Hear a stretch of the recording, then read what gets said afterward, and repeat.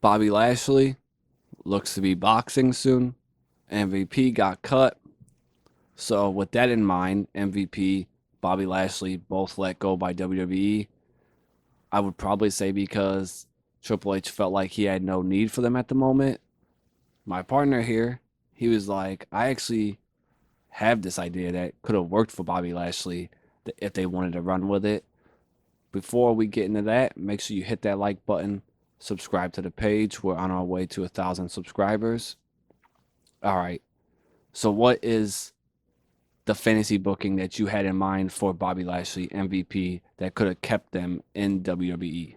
Well, this wouldn't have just benefited Lashley and MVP. This would have benefited the Street Profits. It would have reunited the Hurt Business, and I think it's a feud that would have benefited WWE because it would have gave them a great mid card feud with great matches and built up a couple like stars that they weren't using and doing anything with. So I would have taken the Hurt Business, which you got to re-sign Shelton Benjamin, which I don't think would have been a problem.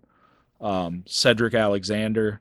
I would have kept MVP as the manager, but made Omos the like center point, and then had them confront Lashley and be like, "The Hurt Business is back together. All we need is you. You're the final piece." But Lashley being like, "I'm gonna stay with Montez Ford and Angelo Dawkins," and then that could set up these great like 6-man feuds of the Hurt Business versus the Pride. And not only would you get great like 6-man matches out of it, you could get great tag matches. I think Benjamin and Alexander versus the Street Profits would have been incredible. Um, I think the best singles matches Omos had was with Lashley. I was really impressed that Lashley got decent matches out of him. So you could go back to that, incorporate MVP as the manager, and I would have done some old school like gimmick deals where you could have like MVP suspended above the ring in a shark cage, do like 2-on-1s, or like if Lashley beats Omos, he gets 5 minutes alone with MVP. Just cool stuff like that. All stuff that would have helped on TV. You could have got some pay per view matches out of it. And then, like I said, everybody gets elevated. You get the Hurt Business back. Omos has something to do and is back to being an attraction. MVP can showcase his managerial skills, which I think WWE's missing managers. Street Profits are being wasted. This gives them something to do. And then Lashley gets another decent run, and he still has a lot left, I think, to give. So I feel like it just would have benefited everyone around, and then you could have kept Lashley an MVP.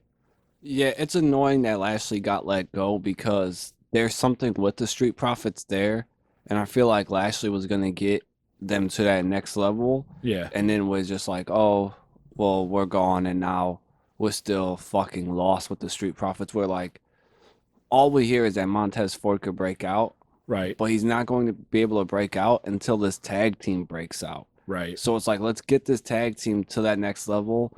And it's not like the tag division is deep. They need some good storytelling. They need a team. Why haven't we got there with the Street Profits? And Lashley could get them that way. The dude's a former champion. He's a badass. Like, he has the look. He can still go in the ring. He has this cool aura.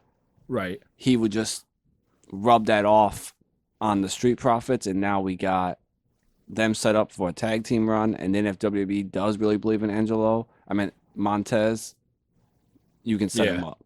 And then also Omos, like I think this gives Omos work and maybe being mixed in with the Lashley and the Street Profits and Shelton Benjamin, I think could have been a benefit to Omos. He becomes a better worker. And then you could still build off of it. You could have the Pride win and essentially disband the Hurt Business. And then you could run it back where MVP comes to the main roster with Oba Femi, and we get Oba Femi and Bobby Lashley. I feel like that would have been an awesome like feud, Oh, yeah. and that would have been, you could have used that as the guy to send Lashley away and be the next like big monster, and then he has MVP as his manager. I think that whole package would have been incredible. MVP with Oba Femi.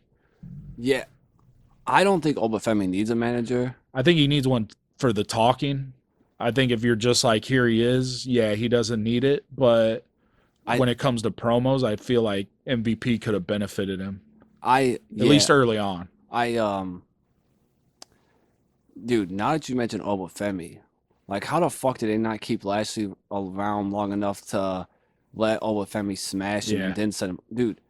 Or I guess maybe do it with Braun Strowman, have Obafemi smash him to debut, but that would have been awesome. I know we've had this talk before, and you looked at me like I might be a little weird, but I truthfully think Obafemi might be like the best badass we've ever seen to debut. Like this dude is fucking sick. Yeah. I'm just like this dude is And then if yeah, he looks like he could beat the fuck out of everyone. yeah. Like Yeah.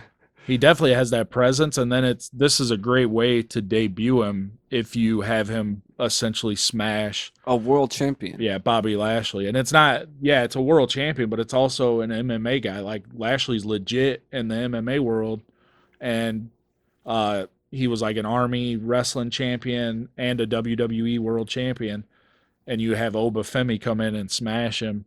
That's a better way to send off Lashley to me than let him just fade away and get released. Yeah, And fade away is a good word because I can't remember the last thing he did. I remember the WrestleMania match with Cross, but I know he still was on SmackDown after yeah, Mania. I couldn't tell you another match they had. And But this idea, like I said, you got one, two, three, four, you got like 7 guys that all would have something to do, and it's something meaningful that could fill TV for you and essentially pay-per-views, and then end it, and then you introduce a new star off of it. and also I'm just thinking of the idea too that like we've because it felt like the Street Profits were there. Like we were finally gonna get them to Yeah. be there. I get they get crowd reactions with the cups and shit, but it's like it's blah. Like they have way more potential that is being unreached, and I Yeah. think Lashley was going to unlock it. Yeah, I thought the pairing with Lashley would have been perfect. And if you do this feud, it gives them something to do. Like they had the final judgment thing and then they had nothing else to do, where this gives you something for them. And it helps get them out of that. I don't want the solo cup stuff, the kids shit, the Right. crowd pops. I want just to see these guys go because they're good, Yeah. badasses. Like let's elevate them. And yeah, this could help them turn serious. And like it was very, it's all right there. So like when they say they don't have nothing for them, it's like, well, here's something. Yeah. All right, in the comments, let us know if you think it was a smart move for WWE to let Lashley go, or what you would have cooked up to have him stay.